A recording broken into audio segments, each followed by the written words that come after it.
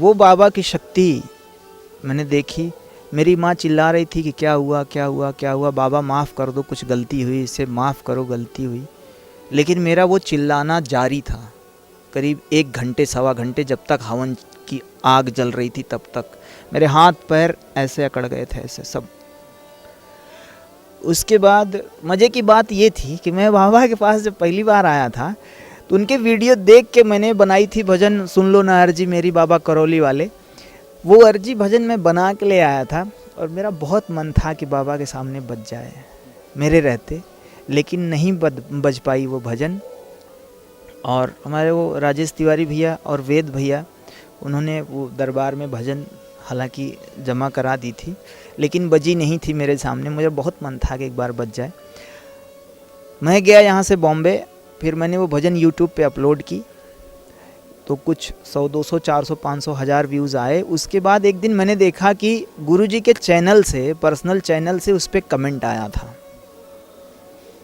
कि बेटा बहुत सुंदर भजन है, आपने एक ही गाने में दरबार की पूरी महिमा को निचोड़ के रख दिया है, खूब खुश रहो, बाबा का आशीर्वाद तुम्हारे साथ है। आज तो उस भजन के मिलियंस व्यूज़ हैं। और सब बहुत पसंद करते हैं, वो जो हमारे गुरु भाई लोग हैं वो बहुत पसंद करते हैं वो भजन। और वास्तव में वो मेरी पहली भजन बाबा की मर्जी से ही लिखी गई थी। शायद बाबा ने इस दिन को मुझे ज़िंदा रखा था इस दिन के लिए कि तुमको आगे करना है मेरे लिए भजनों का कार्यक्रम। अभी इस आस्था के समंदर में कितने भजन आ चुके हैं और कितने अभी आने वाले हैं? 40 से 45 तो हो गए होंगे लगभग। अब तो आलम ये है कि भजनों को देख के दूसरे चैनल वाले बोलते हैं भैया मेरे लिए गा दो एक भजन, पैसे पे करते हैं मुझे कि भैया मेरे लिए भी एक भजन, भैया मेरे लिए भी। तो और 3-4 चैनल वाले हैं जिनके लिए मैं भजन करते रहता हूँ, उनको गा के दे देता हूँ, भाई आप रिलीज़ करो अपने चैनल पे। उन पे भी अच्छे व्यूज़ आते हैं, अच्छे कमेंट आते हैं, तो उन लोगों को भी लगता है कि अरे संदीप भैया की भजन तो चलती है, तो इनसे लिया जाए। दरबार के पहले का कैरियर और दरबार के बाद का कैरियर, ये कहना ख़राब तो नहीं होगा कि करौली सरकार का प्रोडक्ट है आप? नहीं, मैं बिल्कुल करौली सरकार का प्रोडक्ट हूँ और बाबा का प्रोडक्ट हूँ। बाबा ने मुझे इस दिन के लिए रखा था और मेरी सोच से ऊपर बाबा ने मुझे दिया है और मैं बाबा के लिए कुछ कह नहीं सकता, क्योंकि बाबा तो बाबा हैं और बाबा की आंख बंद करो दिख जाते हैं। जब भजन लिखते हैं तो मन में क्या ख्याल आता है? जो भजन लिखते हैं वो भजन सिद्ध हो जाता है, क्या सोचते हैं? वो भजन एक्चुअली में जब बाबा जी सुन लेते हैं एक बार, वो भजन सिद्ध हो जाता है, अपने आप सुन लेते हैं, बस वो सिद्ध हो जाता है, वो तो अपने आप गूंजने लगता है। उस भजन को 100 बार आप सुनो वो नया ही लगता है। क्योंकि मैं खुद अपने भजन को सुनने के बाद ऐसा लगता है कि यार मैंने ऐसा गा दिया है। और मेरे स्टूडियो में बाबा जी की फ़ोटो लगी हुई है सामने, जहाँ मैं बैठता हूँ सामने ही लगी हुई है बाबा जी की फ़ोटो। उनको प्रणाम करता हूँ, फिर कॉपी पेन लेके बैठता हूँ और फिर लिखना शुरू करता हूँ। बस 15-20 मिनट लगता है बाबा को वो सब दिमाग देने में।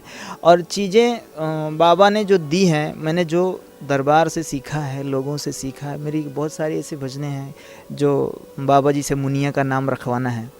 वो भजन जो था, मैं यहाँ से वीडियो देख रहा था बैठ के, यहीं पे था उस समय। एक औरत आई हुई थी, वो बाबा जी से बोल रही थी बाबा जी आशीर्वाद से ये बिटिया पैदा हुई और इसको जो है इसका नामकरण आपके हाथों से होना है। तो वो मेरे दिमाग में थॉट था, वो रखा। ये जो संकल्प में आप देखते होंगे कि कई लोग संकल्प तोड़वाते हैं, जो ये निगेटिव एनर्जी होती है तोड़वाती है। उस पे मुझको आश्रम आना है। अभी कुछ दिन पहले बाबा मेरे करौली वाले मुझको आश्रम आना है, वो भजन अभी रिकॉर्ड किया था।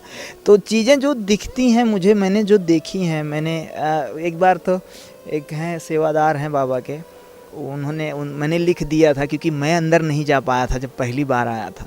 तो ऐसे हज़ारों भक्त हैं जो यहाँ आते हैं, जिनको बाबा से मिलने की, बाबा के पैर छूने की बड़ी इच्छा होती है।